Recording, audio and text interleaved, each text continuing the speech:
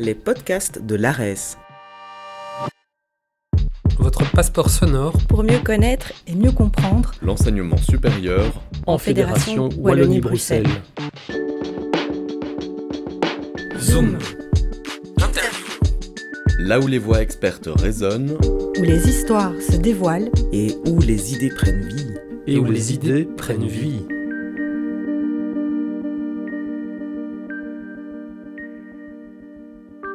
Bonjour à toutes et à tous. Aujourd'hui, nous recevons Emmanuel Klimis, enseignant-chercheur à l'Université catholique de Louvain, spécialiste des relations internationales, notamment en matière de sécurité et de développement en Afrique subsaharienne. Emmanuel Klimis est très impliqué dans la coopération internationale. Ses recherches et ses projets se concentrent essentiellement en Afrique de l'Ouest et en Afrique centrale. Nous l'avons invité aujourd'hui pour avoir son avis sur la place de la coopération académique dans un contexte international marqué par les crises qui déstabilisent l'économie de la connaissance et qui érodent, ça et là, la liberté académique. Je suis Brenda Cyriel-Mansop, impatiente comme vous de savoir comment l'enseignement supérieur peut répondre aux multiples défis du monde actuel, notamment le climat et l'environnement, et être facteur de stabilité. Emmanuel Klimis, bonjour. Bonjour. Voilà tout de suite la première question. Dans le domaine de la coopération internationale que vous connaissez très bien, quelle serait votre définition de la notion de stabilité et quels sont pour vous les enjeux liés à cette notion ? Alors c'est une bonne question. La notion de stabilité, elle n'est pas spécialement définie de façon précise dans le domaine de la coopération internationale, ni même d'ailleurs de façon plus générale, mais c'est néanmoins une des priorités de notre gouvernement en matière de politique de coopération fédérale, coopération internationale fédérale. Et donc ça vaut effectivement la peine de se poser la question. La notion de stabilité, elle est définie nulle part dans les textes réglementaires et législatifs qui encadrent la coopération internationale. Elle n'est pas dans la loi, elle n'est pas dans les arrêtés d'exécution.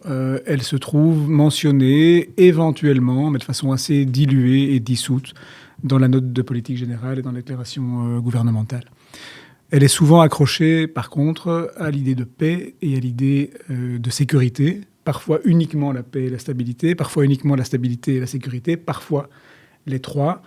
Mon interprétation, c'est que ça répond en fait, ou c'est plutôt la notion qui est censée apporter une réponse au problème qui est posé par la question de la fragilité, qui, elle, se retrouve à la fois dans la loi et dans la plupart des cadres de référence de la coopération internationale en Belgique et de manière plus globale, et qui est l'idée selon laquelle on est aujourd'hui, c'est une notion qui date du début des années 2000, confronté à de nombreux États, on va dire ça dans les Suds en général, qui ont soit pas la capacité, soit pas la volonté politique de rentrer dans les partenariats plus classiques en matière de coopération internationale. Pour le dire encore autrement, ce sont surtout les États, ces États fragiles, on ne parle plus tellement d'États fragiles, mais de contexte de fragilité plutôt que d'États. Ce sont plutôt les endroits où l'atteinte des objectifs de la lutte contre la pauvreté, les objectifs du développement durable, l'agenda 2030 des Nations Unies sont impossibles à cause des conditions de contexte qui sont très spécifiques, qui sont souvent liées aux questions de conflit, mais qui ne sont pas uniquement liées aux questions de conflit. Monsieur Klimis, puisque vous parlez de contexte, moi j'ai envie d'amener la question des facteurs. Quels sont selon vous les multiples facteurs pouvant fragiliser les pays en développement et comment la coopération académique peut-elle répondre à ces fragilités ?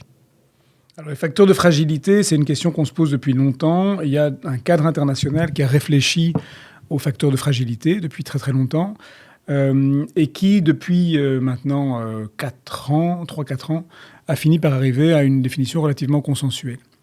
On identifie en général 6 facteurs de fragilité et vous allez voir qu'ils répondent en fait à des remarques ou des conditions qu'on a l'habitude de voir. Et ces facteurs de fragilité permettent d'avoir en fait une forme de classement ou en tout cas de comparaison possible entre différents contextes, soit dans une même région du monde, soit entre régions du monde, soit dans un même pays, mais en les évaluant à travers le temps pour voir d'une année à l'autre, d'une décennie à l'autre, comment est-ce qu'on évolue dans ces différents facteurs. Alors, vous parliez évidemment des enjeux environnementaux tout à l'heure et des problèmes climatiques.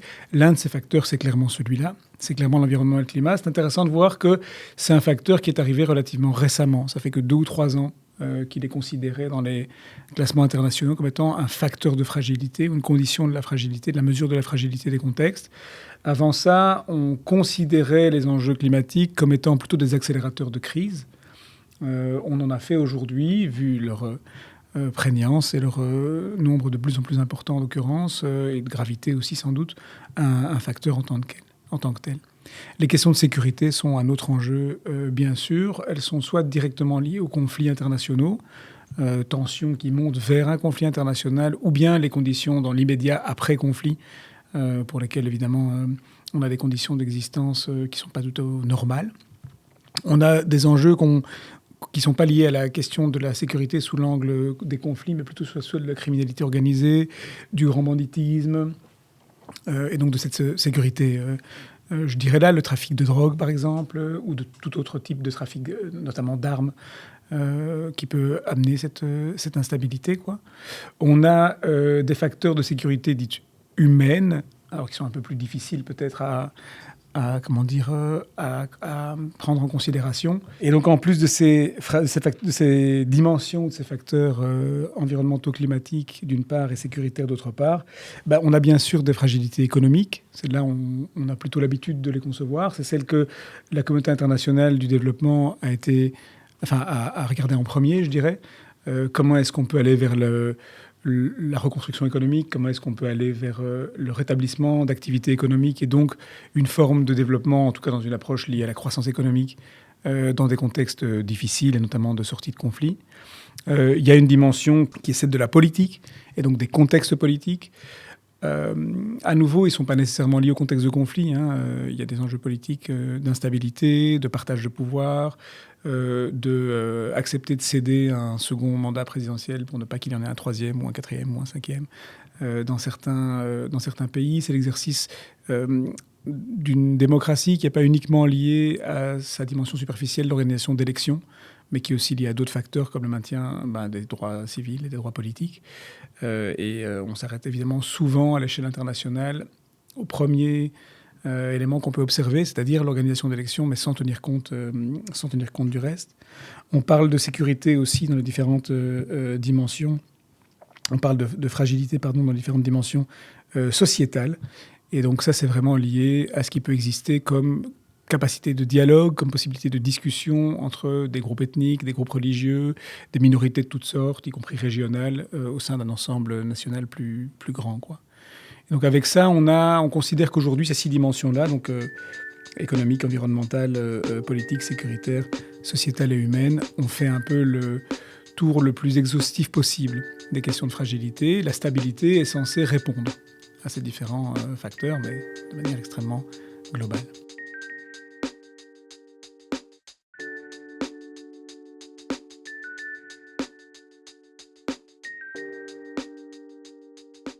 Nous vivons dans un monde qui est de plus en plus instable. Comment les projets de coopération académique peuvent-ils agir sur les causes profondes de l'instabilité dans le monde, la fragilité des pays, les conflits et les crises ?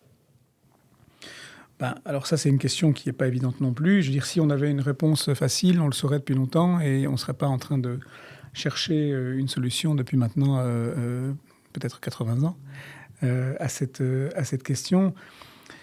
Je crois que d'abord, il faut être humble et réaliste, c'est-à-dire se rendre compte que, et vous le savez sans doute, les moyens qu'on met dans la coopération internationale sont dérisoires par rapport aux enjeux qui sont déjà préexistants à la crise climatique et environnementale plus récente, qui commence à être de moins en moins récente en réalité. Mais ce que je veux dire, c'est qu'avant, la prise de conscience très publique autour de l'accord de Paris, la COP21 de 2015, du fait que les enjeux climatiques et environnementaux avaient des conséquences dramatiques sur les pays des Suds. On était déjà en situation de sous-financement complètement hallucinante, en fait, des politiques de coopération internationale par rapport à leurs ambitions. Depuis qu'on a rajouté ces enjeux environnementaux et climatiques à l'équation, on est encore dans des proportions complètement vertigineuses de manque de moyens pour répondre à ces problèmes. Donc, la question de savoir dans quelle mesure on va pouvoir résoudre ces questions de fragilité à travers des politiques de coopération internationale, la réponse est on ne peut pas. On ne peut pas, dans l'état actuel de ces politiques de coopération internationale, répondre à ces enjeux. On peut y contribuer, on peut mettre en place des solutions qui existent à un niveau micro, à un niveau relativement proche du terrain, qui, elles, produisent des résultats. Et ça, c'est une réalité depuis de nombreuses décennies.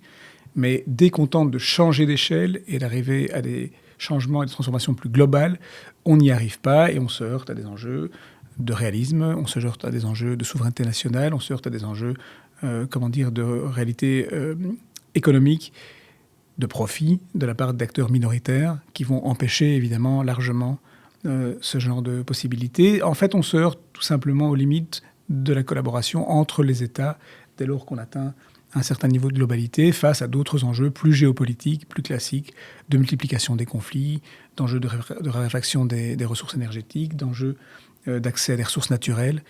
Et donc la réalité, c'est que c'est très très difficile pour la coopération en général d'agir sur les causes profondes des conflits et pour les projets académiques encore plus, sauf peut-être à travers deux pistes. D'une part, celle des actions qui sont plus ciblées à une échelle micro, et donc ça fonctionne à condition qu'on ait une ambition qui soit mesurée en termes d'impact et de niveau d'échelle, et éventuellement dans l'idée qu'il puisse y avoir des effets multiplicateurs dans des petits projets. Et c'est là que je pense qu'on joue un rôle en matière de coopération académique, à travers l'enseignement, en particulier à travers l'enseignement supérieur et la formation de professionnels pointus dans une série de domaines.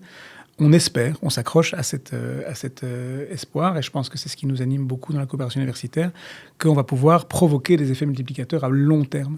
Évidemment, la difficulté de ces effets multiplicateurs à long terme, c'est qu'ils sont extrêmement difficiles à mesurer et qu'il faut beaucoup de temps pour pouvoir les mesurer. Et plus le temps passe, moins il est facile de mesurer dans quelle mesure les conséquences qu'on observe sont uniquement liées à nos interventions et pas à tous les autres éléments de contexte qui peuvent survenir dans n'importe quelle situation. Parlons maintenant de biens publics mondiaux. Pouvez-vous, j'y arrive, nous dire un mot sur la notion qui, en l'espace de quelques années, est devenue le cadre de référence de la politique mondiale ?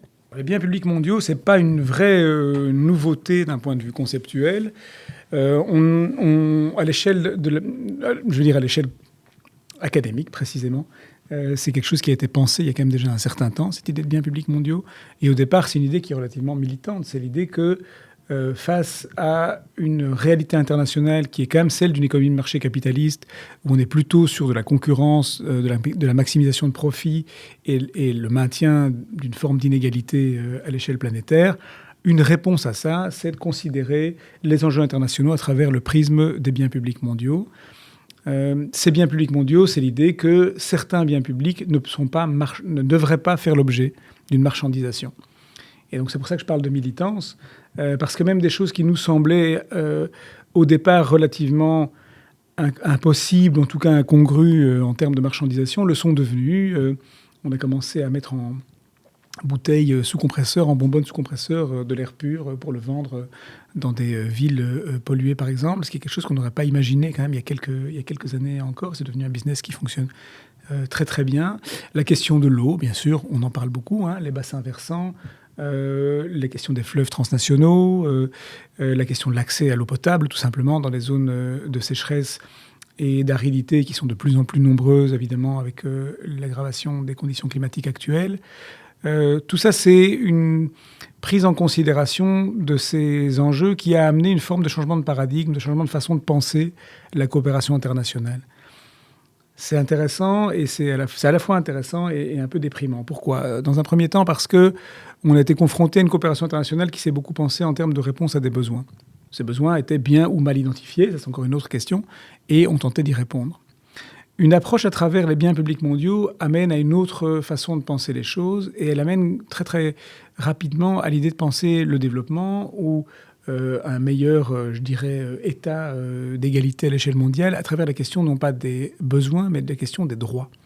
L'idée que chacun a droit, en fait, à cette égalité, que chacun a droit à cette forme, en tout cas, d'équité, ou à réduire, en tout cas, les inégalités existantes. Et ça, c'est quelque chose qui a commencé à prendre corps, y compris dans les outils de la coopération internationale autour des années 2000. Donc ça fait un peu plus de 20 ans que c'est sur la table. Ça n'a pas du tout complètement supplanté l'approche basée sur les biens, qui est solidement ancrée dans les pratiques et dans les fonctionnements des acteurs en fait, de la coopération internationale, mais qui a commencé à exister et qui amenait quand même une forme d'espoir par rapport à une approche différente. Là où je disais qu'on était un peu dans une approche plus pessimiste, c'est que ces derniers temps, cette approche basée sur les biens, elle se fait supplanter par une nouvelle approche qui est l'idée de cette relation transactionnelle dans la coopération internationale et l'idée que la coopération se justifie à condition qu'elle soit bénéficiaire ou qu'elle produise des avantages à la fois pour le pays qui donne et pour celui qui reçoit. Les Américains portent évidemment une grosse responsabilité dans le développement de la promotion de cette approche. Le président Trump en a fait un cheval de bataille. Mais on l'a beaucoup suivi dans le reste du monde, y compris chez nous en Belgique aujourd'hui. Nos dirigeants politiques parlent de cette approche transactionnelle, assument cette approche transactionnelle. Et c'est un débat qui est un petit peu délicat parce qu'au-delà de la question idéologique ou éthique de savoir si c'est correct ou non correct, si c'est juste ou injuste de penser les choses dans ces termes-là, ça répond aussi à des préoccupations qui sont très, très pratiques et pragmatiques. Il n'y a pas assez de moyens, comme je le disais au départ. Et donc, où est-ce qu'on trouve encore des moyens quand les États sont plus prêts à en mettre sur la table ? Auprès des acteurs qui ont de l'argent, c'est-à-dire les acteurs privés commerciaux. Et c'est comme ça que le débat sur le financement du développement, ces 20 dernières années, grosso modo, a donné de plus en plus de poids à l'idée que c'est auprès des acteurs privés commerciaux qu'il faut trouver l'argent pour financer la solidarité internationale. Mais ça implique évidemment d'assumer la dimension transactionnelle de la coopération, ce qui fait que de toutes parts, on est vers ce changement de paradigme. Voilà. Quelle est alors la place des acteurs académiques dans la gestion de ces biens ?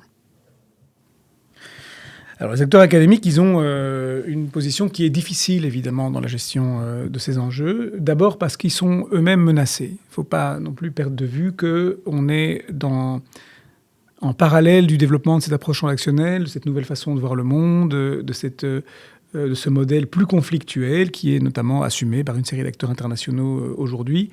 Les universités sont des empêcheurs de tourner en rond. Le fait de penser, évidemment, n'est pas considéré comme favorable à des actions qui peuvent au contraire sembler irréfléchies, dangereuses et dont certains dirigeants veulent par exemple pas qu'on insiste sur les conséquences et les conséquences graves des décisions qui sont prises. Donc les acteurs académiques, de même que d'autres acteurs de la société civile, les acteurs médiatiques aussi notamment, sont directement ciblés par une série de mesures de réduction de financement, ça c'est la version la plus soft, si j'ose dire, ou carrément d'attaques plus directes sur les infrastructures académiques notamment, mais aussi sur le personnel, quoi.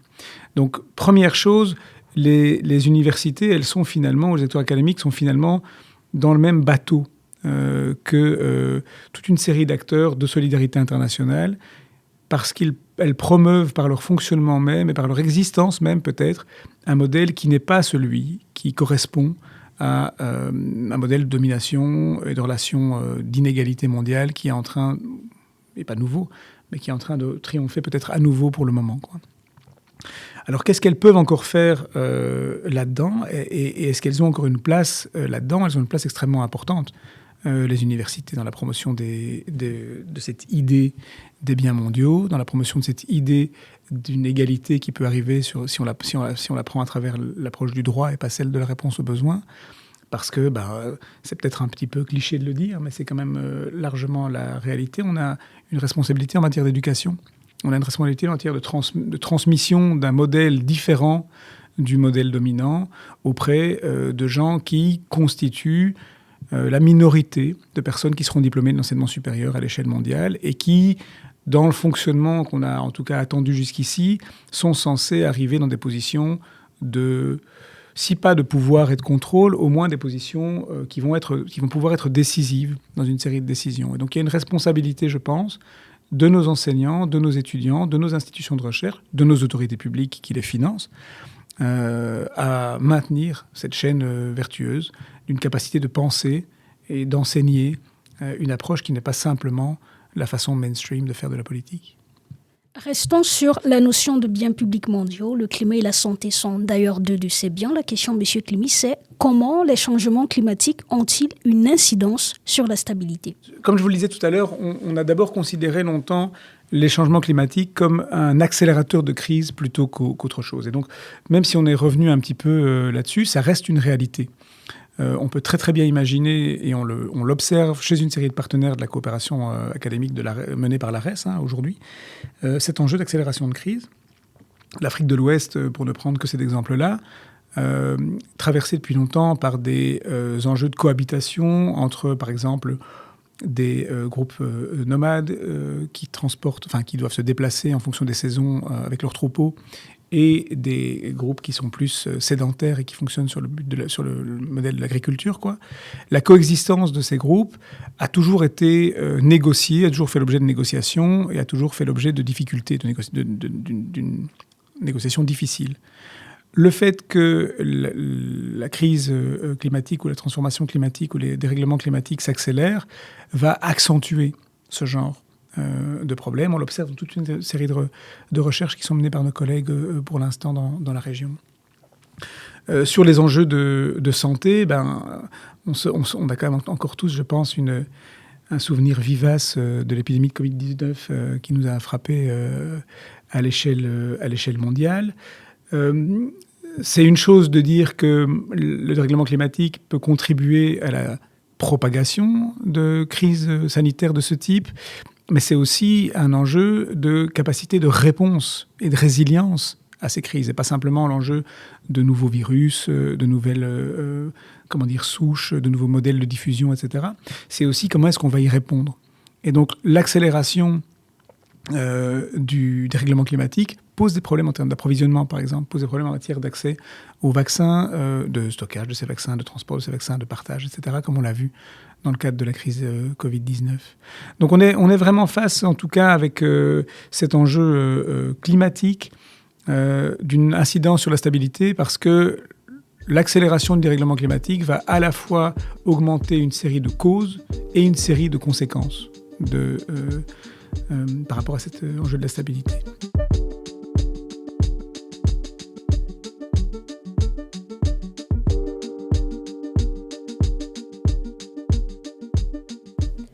Au regard de l'état des lieux que vous venez de dresser, M. Klimis, par quel mécanisme de corrélation la coopération académique menée aux quatre coins du monde peut-elle avoir un effet sur la Belgique, son développement et sa sécurité ?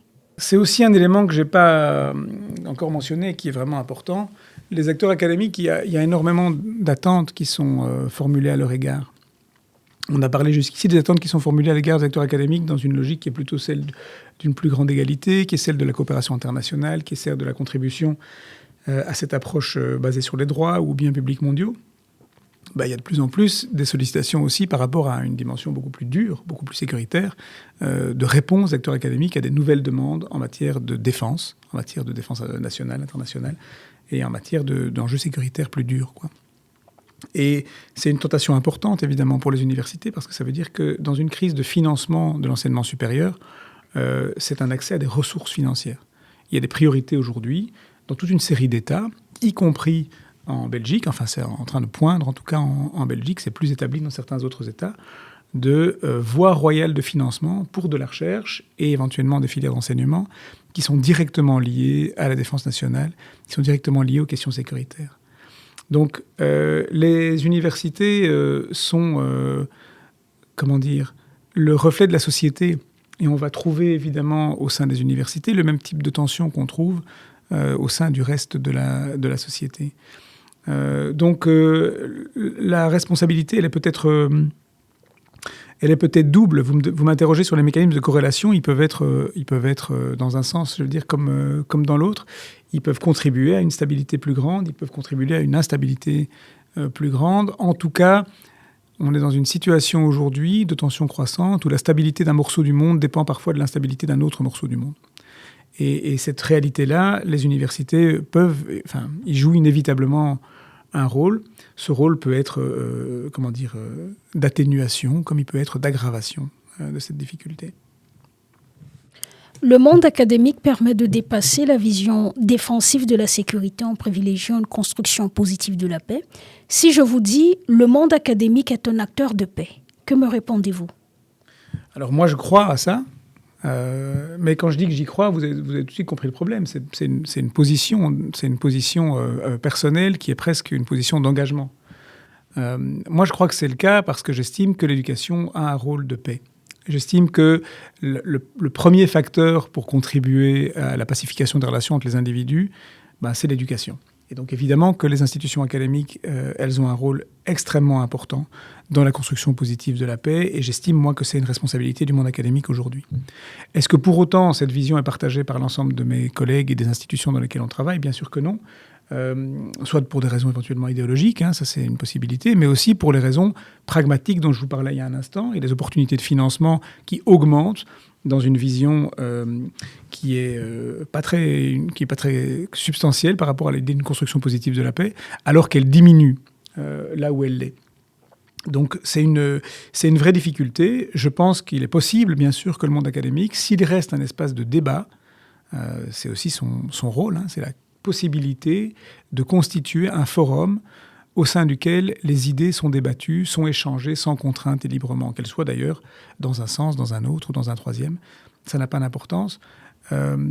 C'est ça, en fait, au départ, la question de la paix. C'est l'idée qu'on puisse, à travers le dialogue, la discussion, la confrontation d'idées, confronter des idées qui peuvent être éventuellement opposées sans que ça se cristallise autour de conflits violents. Donc, à cet égard, tant qu'elles pourront rester des forums de discussion et d'échange, et donc de libre pensée, les universités auront un rôle extrêmement important dans la diffusion d'une approche positive de la paix.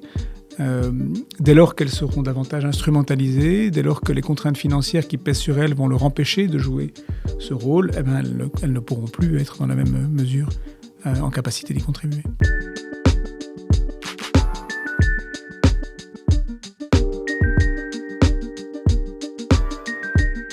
Nous arrivons à la fin de ce riche entretien, mais avant de vous laisser partir, Monsieur Klimis, 2 dernières questions. Question de se projeter dans l'avenir et avoir de l'espoir. Dans le désordre mondial actuel, quel rôle avez-vous envie de jouer en tant qu'enseignant-chercheur au contact quotidien avec les jeunes, et quel rôle la communauté académique doit-elle assurer? À nouveau, une très bonne question. Je crois que j'y répondrai en disant que je crois que je fais un des plus beaux métiers du monde. Je trouve que, en tout cas, moi, je suis très satisfait du mien. Et j'ai la chance immense de pouvoir combiner une charge d'enseignement, une fonction d'enseignant, c'est-à-dire de contact quotidien avec des jeunes qui ont choisi d'être là pour étudier la matière qu'ils ont choisi d'étudier, qui y voient un intérêt, qui y voient aussi un projet en général à plus long terme, mais qui en même temps vont pas hésiter à questionner les fondamentaux, vont pas hésiter à me remettre en question sur des notions qui, moi, me semblent évidentes parce que je les enseigne depuis 25 ans, et qui me font réfléchir en fait en permanence sur ma pratique. Et en même temps, un métier de chercheur où j'ai l'occasion de mener de la recherche, d'être financé, certes pas assez et de manière imparfaite, mais quand même financé, pour pouvoir réfléchir, pour pouvoir prendre du temps, pour pouvoir me rendre sur des terrains d'intervention et rencontrer des collègues qui font un travail extraordinaire dans les différents pays avec lesquels je travaille, et de pouvoir nourrir à la fois l'enseignement et donc de donner par exemple à mes étudiants un énorme paquet d'exemples, d'applications pratiques, des notions théoriques qu'on leur enseigne, mais aussi, à travers mon expérience maintenant d'enseignant, de pouvoir fonctionner mieux comme chercheur dans la manière de diffuser, de parler, de communiquer sur mes résultats. Donc moi, j'ai l'impression qu'on fait, comme enseignant-chercheur, un métier extraordinaire qui nous permet de jouer ce rôle de pont entre l'enseignement et la recherche, dans nos matières, évidemment, entre les sociétés du Nord et celles des Suds. Et ça, je crois que c'est vraiment le rôle que j'ai envie de continuer à jouer. Et une des façons dont moi j'aime bien jouer ce rôle, c'est de mettre mes étudiants en situation pratique. C'est-à-dire de travailler non pas, alors quand c'est possible, parce qu'on a des cohortes de 1000 étudiants, c'est parfois difficile, mais quand c'est possible, de travailler à partir de cas d'études, de travailler à partir de mises en situation pratique qui sont réelles, qui ne sont pas simplement fictives, parce que à la fois, ça donne aux étudiants une motivation pour s'intéresser de façon approfondie à la matière, et ça donne aussi, à leurs yeux et de manière plus globale, un sens à un projet professionnel ou la possibilité pour eux de réfléchir à un projet professionnel qui dépasse le simple horizon d'obtenir un diplôme au terme de leurs études. Et pour moi, ça, c'est vraiment important. Et quant à savoir quel rôle la communauté académique doit assurer, je pense qu'elle doit continuer à jouer, à laisser ce cadre, à rendre ce cadre possible, tout en permettant encore, et j'insisterai peut-être là-dessus pour terminer, comme je l'ai déjà fait, la possibilité d'un débat permanent d'idées, sans contrainte financière, sans chantage au financement, où les idées les plus diverses peuvent trouver à être confrontées dans un espace pacifique, qui est celui de l'université. Que dire de plus si ce n'est merci ? Merci aussi à vous d'avoir suivi cet entretien avec Emmanuel Klimis, très actif sur le continent africain, au contact de partenaires académiques au Burkina Faso et en République démocratique du Congo notamment. Nous espérons, comme lui, que le savoir soit source d'opportunités pour construire un monde plus équilibré. Il ne reste plus qu'à vous dire à très vite pour un prochain podcast de l'ARES. Les podcasts de l'ARES. Merci d'avoir embarqué avec nous dans cet épisode du podcast de l'ARES. Retrouvez nos interviews, nos tables rondes et nos reportages sur votre plateforme de podcast. À bientôt Pour de nouvelles découvertes.